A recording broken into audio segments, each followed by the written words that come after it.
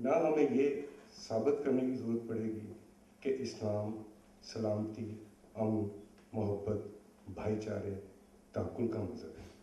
یہ اتنی روز روشن کی طرح عیاں باتیں ہمیں ثابت کرنے کی ضرورت ہے؟ کیا ہمیں ان باتوں کی وضاحت کرنے کی ضرورت ہے؟ کیا ہمیں یہ بتانے کی ضرورت ہے کہ ہمارے سانجھے آنگن میں لاشیں بچھی ہوئی ہیں اور سب کے دل ٹوٹے ہوئے ہیں؟ بات یہ ہے کہ یسوع مسیح نے 2000 سال پہلے کہا کہ مسیحیوں کو قتل کیا جائے گا۔ مجھے بڑی خوشی ہوئی یہ بات سن کے، کیونکہ ابھی تک تو مجھے ایسا لگتا ہے کہ جیسے ابھی وہ وقت بڑا دور ہے۔ ابھی تک تو مجھے صرف مسلمان قتل ہوتے نظر آ رہے ہیں۔ افسوس کے ساتھ کہنا پڑتا ہے کہ اگر آپ مذہبی توجیہ کریں گے سیاسی معاملات کی، تو پھر مذہبی توجیہ کسی ایک فرقے، کسی ایک مذہب، کسی ایک ملک پر قائم نہیں رہے گی۔ پھر فلسطین میں کیا ہو رہا ہے؟ 5 لاکھ شیر خوار بچہ عراق کے اندر قتل ہوا، کیا وہ بچہ نہیں تھا؟ جیسے کہ پادری صاحب نے کہا kids are above children۔ 5 lakh صرف شیر خوار بچہ عراق کی کارپوریٹ بمبنگ کے نتیجے میں قتل ہوا، کیا وہ بچہ نہیں تھا؟ جو آج سیریا میں ہو رہا ہے، کیا وہ انسان نہیں ہے؟ تو اگر ہم ان تمام باتوں کی مذہبی توجیہ کرنا شروع کر دیں گے تو یہ کہاں جائے گی بات؟ اس کا کیا نتیجہ نکلے گا؟ یہ مذہبی معاملہ نہیں ہے، یہ سیاسی مسئلہ ہے، یہ سیکیورٹی کا مسئلہ ہے، یہ پاکستان پر قبضے کی سازش ہے۔ اور اگر آپ نے مذہبی توجیہ کرنی ہے تو کیا ہمیں نہیں پتا کہ یہ جو دہشت گرد ہیں یہ کس عمل کے نتیجے میں بنائے گئے؟ کیا ہمیں نہیں پتا کہ 1980 کے آغاز میں USSR کے خلاف جو بڑی جنگ لڑی گئی اس کا سرغنہ کون تھا؟ کیا ہمیں نہیں پتا کہ کس کے فنڈز کے ساتھ یہ سارے دہشت گردوں کو تربیت دے گی، اور اس فنڈنگ کے اندر اس سارے پروجیکٹ کے اندر کون کون سے ممالک شامل تھے جو سرگنے تھے، جن کی یہ لڑائی تھی؟ کیا وہ مسیحی ممالک نہیں ہیں؟ کیا ہمیں نہیں پتا کہ یہی دہشت گرد آج اسی طاقت کی پشت پناہی کے اندر سیریا میں لڑ رہے ہیں؟ مذہب کی مذہبی توجیہ سے کنفیوژن پیدا ہوگی،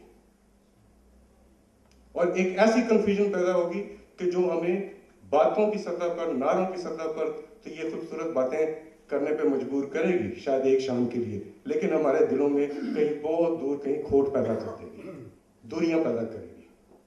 سیاسی لوگوں نے سیاسی بات کی ہے، یہاں پر 3 4 5 7 جتنے لوگ آئے ہیں، وہ مسیحی ہیں، وہ غیر مسیحی ہیں، وہ مسلم ہیں، انہوں نے سیاسی بات کی، مدلل بات کی۔ یہی رستہ ہے، یہی ایک واحد رستہ ہے جس کی وجہ سے، جس کے تحت ہم اس مسئلے کو دیکھ سکتے ہیں، ہم اس مسئلے کا کوئی حل نکال سکتے ہیں۔ دیکھیے، یہ مذہب کی کا معاملہ نہیں ہے۔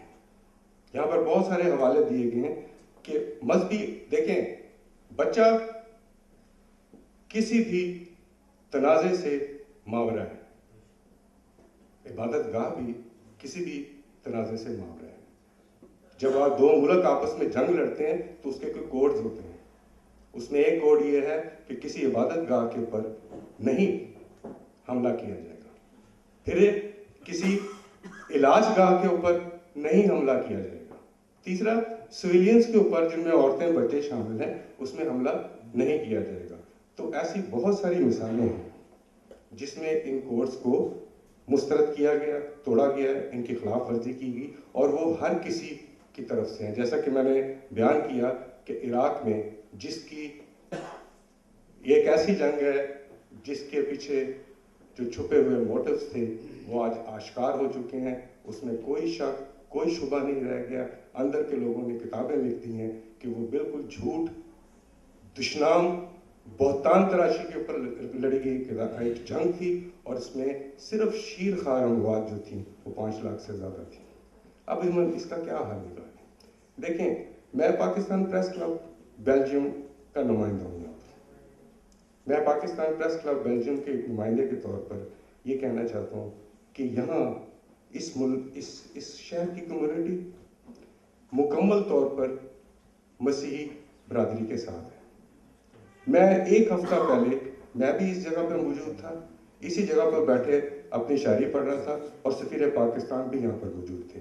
اس پورے حال میں کوئی کرسچن نہیں تھا سوائے میرے، ایک بھی نہیں تھا۔ اور میں آپ کو یہ گواہی دینا چاہتا ہوں کہ تمام تر یہاں پہ جو مسیحی لوگ بیٹھے ہوئے ہیں، اس دن یہاں کا ماحول آج کے دن سے زیادہ سوگوار تھا. آپ یہ کیسے کہتے ہیں کہ ہمارے غم میں شریک ہونے پر آپ کا شکریہ نہیں؟ یہ یہاں پر جو لوگ بیٹھے ہیں یہ آپ کے غم میں شریک ہونے لیے نہیں آئے، یہ ان کا اپنا غم ہے. ورنہ آج سے ایک ہفتہ پہلے یہاں پر ہر آنکھ اشکبار کیوں تھی؟ یہاں پر ہر گلا رندا ہوا کیوں تھا؟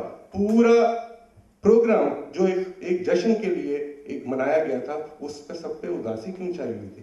یہ کسی ایک کا مسئلہ نہیں ہے، یہ سب کا دکھ ہے، سانجھا دکھ ہے. اور ہمیں یہ دیکھنا پڑے گا کہ سیاسی معنوں میں ہم کس طرح اس کا حل نکال سکتے ہیں. اور اس میں یہ بات ختم کر دوں گا اپنی ایک فکرے کے اندر، اور وہ یہ ہے دوستو، جیسے قائد اعظم کی بھی بات ہوئی اور اس ملک کے بانیوں کی بات ہوئی، اس ملک کے پروسیس کی بھی بات ہوئی، ارتقاء کی بھی بات ہوئی. ہمیں بالآخر اس نتیجے پہ پہنچنا پڑے گا کہ ہم ایک ایسا نظام قائم کریں جس میں آئین اور قانون کی بالادستی قائم ہو، ایک ایسا آئین جو تمام تر شہریوں کو برابر کی حیثیت دیتا ہو، ایک ایسا ملک قائد اعظم کے تصورات کے مطابق جس میں مذہب ہر انسان کا ذاتی معاملہ ہو اور ریاستی امور کے ساتھ اس کا کوئی تعلق نہ ہو. یہ وہ حل ہے جس حل کے ساتھ ہم اس ملک کو بچا سکتے ہیں. ہم نے اس ملک کو مذہبی معاملات کے حوالے سے استوار کرنے کی کوشش کی، آج اس کے نتائج ہم دیکھ رہے ہیں. سب لوگ مر رہے ہیں، سب لوگ جل رہے ہیں، سب لوگوں کے گھروں میں لاشیں بکھری ہوئی ہیں، سب لوگوں کے دل دکھے ہوئے ہیں، سب لوگوں کی آنکھیں اشکبار ہیں. تو پھر کسی ایک مذہب، کسی ایک فرقے، 2012 کے اندر 3000 شیعہ قتل ہوا ہے. اب وہ کس کو دہائی دے؟ کس کو جا کے کہے کہ ہمارے دشمنوں اور ہمیں وہاں فلاں الہامی کتاب میں لکھ دیا گیا تھا کہ ہمیں قتل کیا جائے گا. اس بات کو آرمگڈون کی طرف نہ لے کے جائیں. وہ تو پتہ نہیں کب مانے، کب قوموں نے ایک دوسرے کو قتل کرنا ہے. ہم پاکستان کی بات کریں، سیاسی بات کریں، معاشی بات کریں، معاشرتی بات کریں، مذہبی بات نہ کریں، کیونکہ مذہبی مسئلہ ہے ہی نہیں.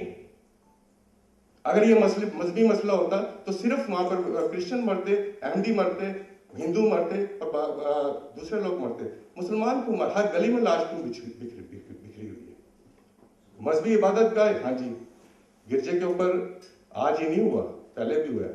بہت زیادہ قابل مذمت بات ہے، قابل شرم بات ہے. لیکن کیا داتا صاحب عبادت گاہ نہیں؟ کیا وہاں دھماکہ نہیں ہوا؟ کیا امام بابا کا مزار نہیں تھا؟ ہزاروں ایسی مثالیں دے سکتا ہوں. صرف گزارش یہ کرنی ہے کہ دکھوں کی سانجھ بڑی سانجھ ہوتی ہے، خوشیوں کی سانجھ سے زیادہ بڑی سانجھ ہوتی ہے. تفرقے کی بات نہ کریں، مذہب کی بات کیجیے ہی نہ، سیاسی بات کیجیے. سیاسی انالیسز میں تو سننے آیا تھا، مجھے نہیں پتا تھا یہاں مذہبی اتنی گفتگو ہوگی جس کی کوئی گنجائش ہی نہیں. کوئی گنجائش نہیں مذہب کی بات یہاں پر. سیاسی بات ہے، سیاسی بات کیجیے. بڑی مہربانی، میں ایک ان پڑھ سا آدمی ہوں تو میں بعض اوقات اس طرح کی باتیں کر جاتا ہوں. میں صرف اتنا کہنا چاہتا ہوں کہ یہاں پر جتنی مسیحی لوگ بیٹھے ہوئے ہیں، پاکستان پریس کلب بیلجیم کی جانب سے میں اس کا ایک نمائندہ ہونے کے ناطے انہیں یہ یقین دلاتا ہوں کہ بطور پاکستانی ہم سب آپ کے ساتھ ہیں، ہم آپ کے دکھ میں برابر کے شریک ہیں، اور ہم یہ توقع رکھتے ہیں کہ آپ بھی ہمارے دکھوں میں اسی طرح برابر کے شریک رہیں. جب ہماری لاشیں گرتی ہیں تو آپ بھی اس پہ اتنے ہی دکھ کا اظہار کریں. یہ پریس کانفرنس ہے، یہ جلسے، یہ احتجاج آپ اس وقت بھی کریں جب ہمارے مزاروں پر، مسجدوں پر دھماکے ہوتے ہیں. پھر ایک ہم آہنگی پیدا ہوگی، پھر ہمیں